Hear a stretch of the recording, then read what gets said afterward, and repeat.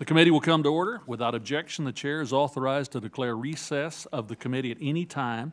Welcome to today's hearing entitled Establishing an Independent NOAA. I recognize myself for 5 minutes for an opening statement. Good morning. Today's hearing focuses on a topic of great importance to this committee, the future of NOAA, its mission, and its place within the executive branch. NOAA is one of the most important agencies within our committee's jurisdiction.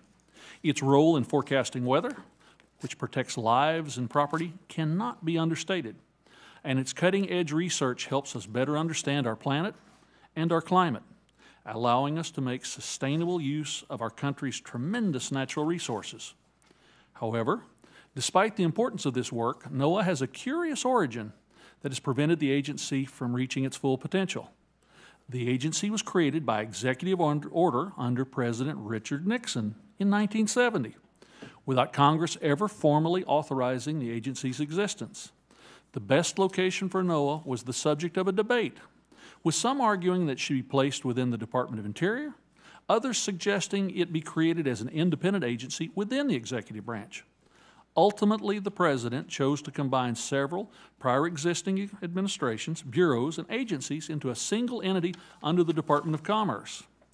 In the intervening years, NOAA's responsibilities and budgets have grown, while the debate about its proper home has continued with no widely accepted solution. NOAA exists through a patchwork of roughly 200 statutes that have resulted in an agency with complex organizational challenges and, at times, an ill-defined mission.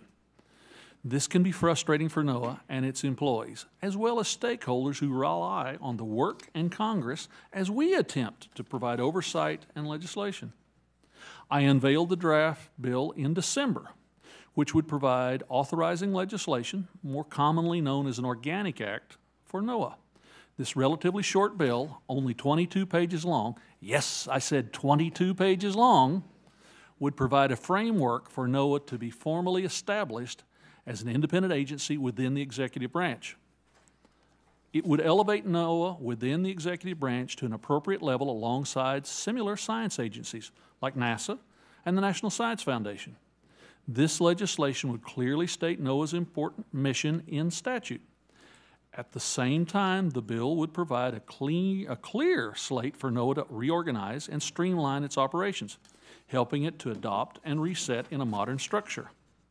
As a part of this reorganization, the Office of Space Commerce would be taken out of NOAA and given greater standing within the Department of Commerce.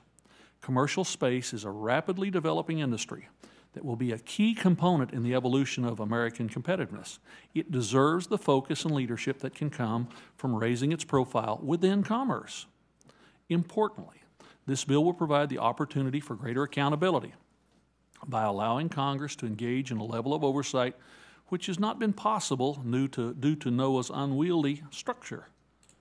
This lack of cohesive direction has prevented us from examining the agency as a whole and has forced Congress to authorize its activities on a piecemeal basis. I understand that the decision to elevate NOAA to an independent agency within the executive branch has drawn a fair bit of attention. However, my belief is that NOAA's mission and its important role in research and development warrant a placement outside of the Department of Commerce, where oftentimes the agency can be considered an afterthought in the department's activities. In short, this bill streamlines NOAA's operations. It makes it easier to carry out critical environmental research and weather forecasting. It makes their operations more transparent to Congress and the public, and it enables NOAA to be a modern, flexible government agency that provides accurate, timely, impactful services to Americans.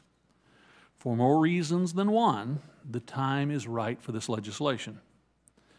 Today's witnesses, each former NOAA administrator, represent a range of experiences at the agency and can provide firsthand insight into NOAA's operations and how an Organic Act can support this mission.